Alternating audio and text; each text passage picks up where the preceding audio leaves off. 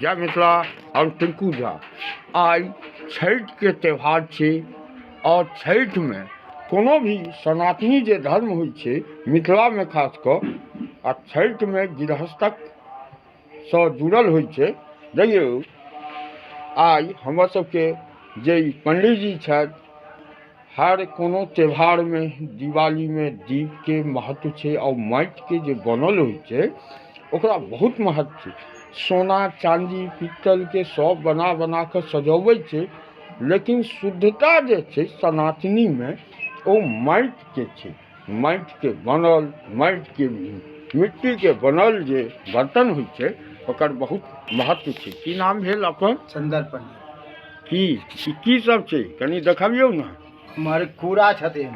कूड़ा ई भेलै। देखियौ ई घैल छै, घैल में कलश के सेहो एहिमें होइ छै महत्व। ढाकन छथिन।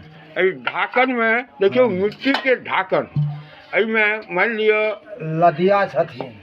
ई नदिया एहिमें के हाथी एटा अपना एटा हाथी नहीं लगे। दही एहिमें जमायल जाइ छै।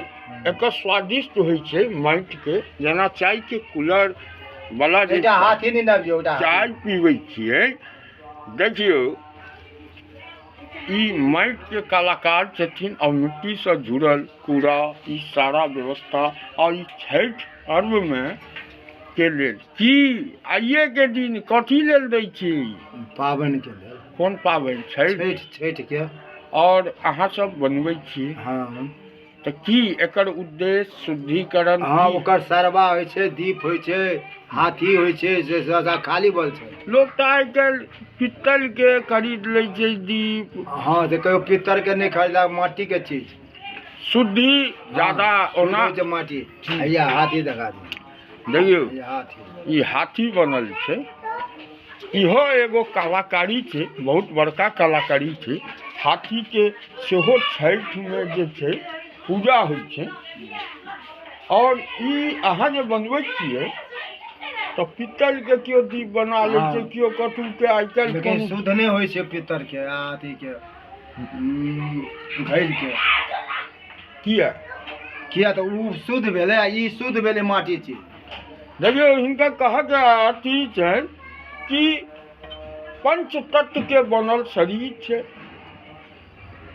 पंच तत्व के बनल ई मिट्टिए के शरीर छै बनल। मनुष्य जे छै वो मिट्टी के बनल छै और मिट्टिए के समान के मिथिला में एटा दीपो छै। देखियौ ई दीप जैसे छोटकी उ छै जेना मानव। देखियौ मिथिला में पंच तत्व जेना मनुष्य तो माटि के बहुत महत्व छै। और इहो जे बनबऽ के उद्देश्य हिनकर सबके रहै छनि। ई देखियौ और किछु कहऽ चाहै छियै? अब तौला होइ छै, घैला होइ छै, ई सब होइ छै।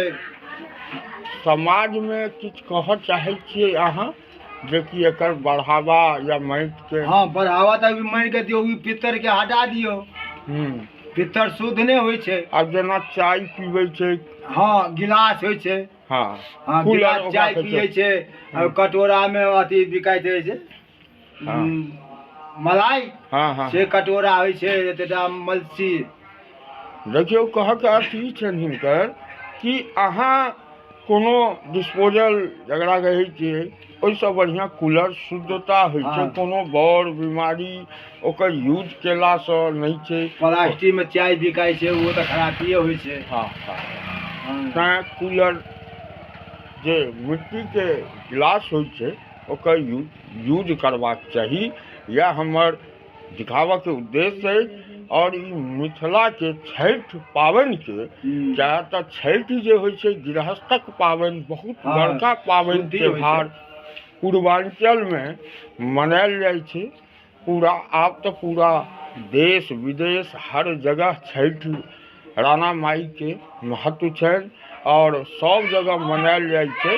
यह हम दिखावा किसका कहियो। जय मिथिला। जय मिथिला।